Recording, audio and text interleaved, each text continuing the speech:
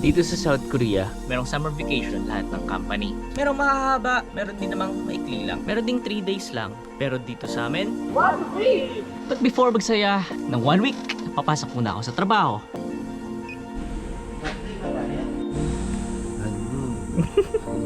Annyeonghaseyo!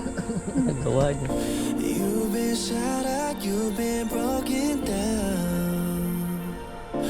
Heart is beating, still won't make a sound. It feels like an angel straight from heaven, just like my lucky number 7. You're my shooting star. We're running round in circles. Love feels so invincible. Feel you when there's no one around. Your beauty's so amazing. I will always hold you down. Your heart will be kept safe and sound. But I don't wanna love you when I'm fading.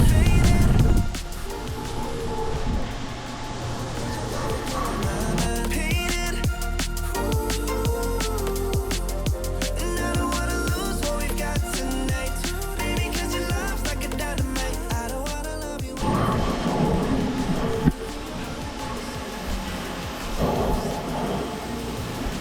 Pagod ka na! A ka muna, A! Yay!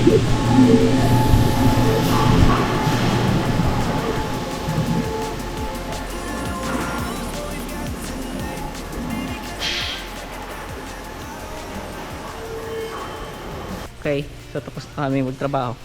Usually yung out 4:30, 2:38 pa lang. Summer vacation na! Lu, grabe naman yung pagod na yan. 6 hours na lang tinrabaho. Parang winter lang na yun. Haha! Nag-out na kami. Walyoyin ba?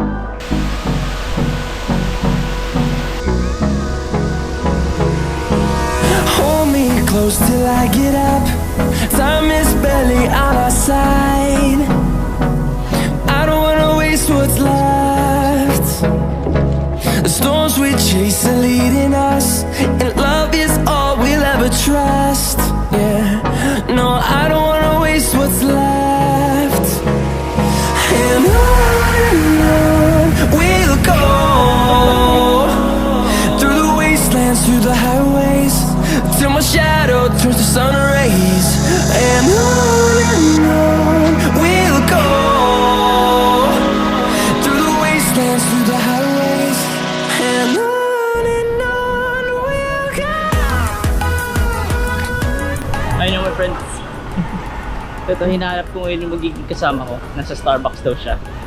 Pero napakaraming Starbucks dito sa South Korea. So kailangan ko pang hanapin. Sulyo. Sa Pilipinas pa kami magkakilala pero ngayon lang kami mag-meet. O, diba? Ulan mamayang alauna. So first destination namin is Cafe Pokpo.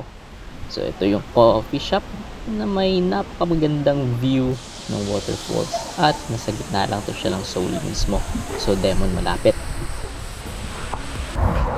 Yun yung bus stop. So may CU banda. And then tatawid ka lang dyan. Tawid. Tapos diretso ka lang doon ng lakad. Doon ako bumaba. And so then sa dito na side, yan yung Cafe Pokpo.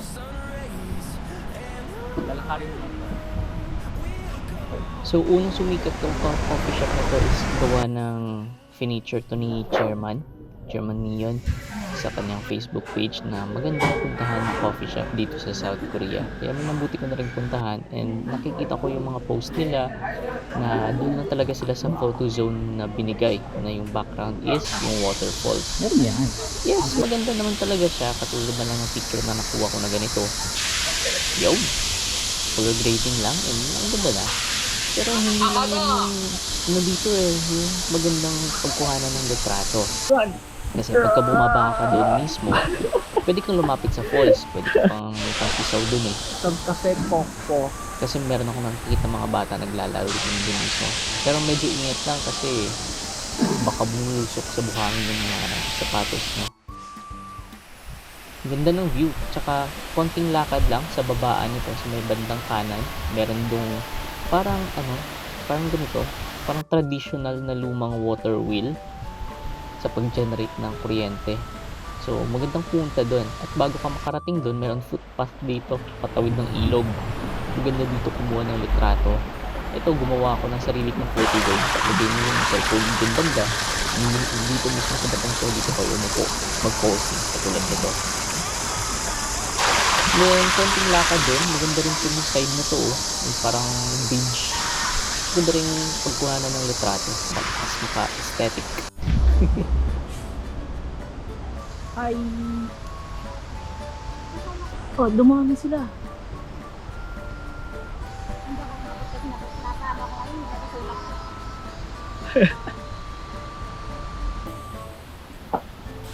At dito na nga, nakarating na tayo sa parang water wheel. Ang ganda kumuha dito. Parang old Japanese village yung dating niya sa akin. Although nasa Korea ako. So, ayun na ang story ko sa Cafe Pokpo. Lilipat na ako ngayon sa next ko na location, which is K-drama shooting location. So, dito lang to siya sa may bus stop. Ito yung tatandaan nyo, isearch nyo lang sa Naver Map or Kakao Map, Surindong SK Surin Building. So from the bus stop, maglakad-lakad ka lang. Lakad ka papuntang KFC. And then, lakad-lakad ka. And it's may bridge na may maraming sea lion. Diba? So, maraming sea lion. And then parang frog. Nag-iisang bridge lang naman ito na may ganitong feature. Eto siya. So kung gusto nyo yung sa scene sa Queen of Tears, tsaka yung sa Suits, yung sa Queen of Tears and sa Suits, ito yung pinaka-location niya. Sa gitna siya. Yun yung KFC. Ito yung tapos yung bus stop is nandoon. And then dun sa kabila, at some place. So ganun lang pupuntahan niya. Una is yung Suits. Kung mahilig kayo sa mga law, drama, eto yun. Isa sa shooting location nila. And next natin, See You in My 19th Life. Ang ganda talaga dito yung lugar na to. Kulang na lang talaga ng partner. I don't know. Na-amaze ka rin. Pati ako na yung ganda natin mo. Site niya. So pinaka-location site niya is dito. Doon siya na Mucheongkyo Bridge. Let's go. Next is of course, Queen of Tears. Kakatapos lang ng K-drama na to dito. At sikat siya. So malabek yung ating galawan dito. Less the face, less the height. Another nun. Yan yung bridge kung saan kinuha yung picture from Queen of Tears na angle. And then bumaba lang kami niyan dito sa baba. And then yung pinaka-angle niya for Do You Like Brahms? Then sa baba lang noon is ito nga, Do You Like Brahms? Which is super cool. Kita niyo naman, ang daming Koreans na nakatambay dito. So that's it for my adventure on the first day of my summer vacation. Next, papanoorin yung preview.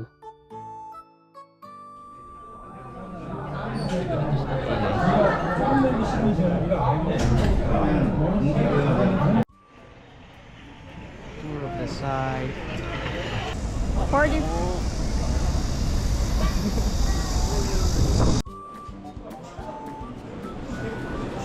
mood.